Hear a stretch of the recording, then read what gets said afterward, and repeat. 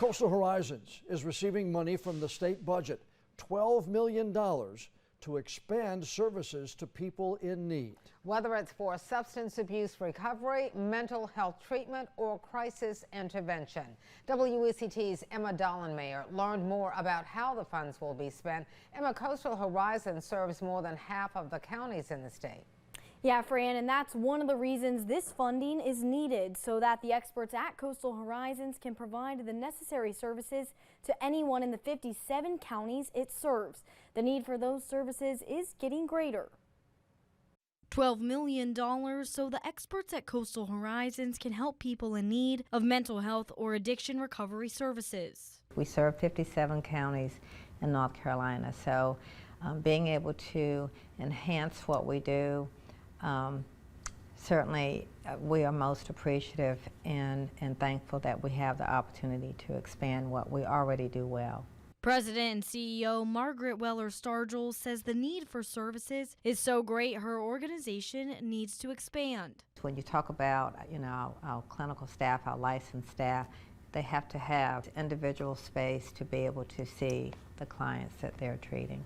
$2 million recurring dollars will go toward Coastal Horizons Certified Community Behavioral Health Clinic. It's one of just 13 in the state of North Carolina and critical to a patient's recovery program. What's so important about these clinics is that it's important to be able to get people in for same-day assessments, to provide primary integrated care services, to provide services to individuals regardless of their ability to pay. The other portion of the money will go toward the Treatment Accountability for Safer Communities statewide program to hire additional staff. All in all, the CEO and president says there is a lot of work to be done, but at the end of the day, she believes it will benefit patients who need it most.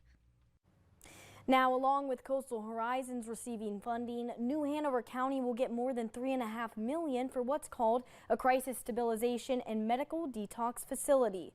Commissioner Rob Zappel tells me that New Hanover County bought property at the corner of South 16th Street and Robin Hood Road. He says, quote, the plan is to renovate and remodel the property and split it into two functions. First, in partnership with LINC, create a facility with 20 transitional beds to provide housing and counseling for those that are recently released from incarceration and may be at risk of becoming repeat offenders.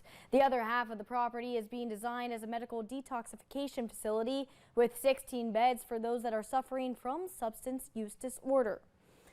Fran, Commissioner Zappel tells me the facility is currently under design and is estimated to go to bid by the end of the year. He says the county expects to break ground on the project by July 2024. All right, thanks so much, Emma. Also allocated in that state budget, more than $1 million to the USS North Carolina Battleship Commission's Living with Water project. Now, the Battleship team is working with engineers, scientists from UNCW, and other experts. They're trying to install a wetland to help capture and absorb high tides, and then a tidal creek will direct the water back into the Cape Fear River.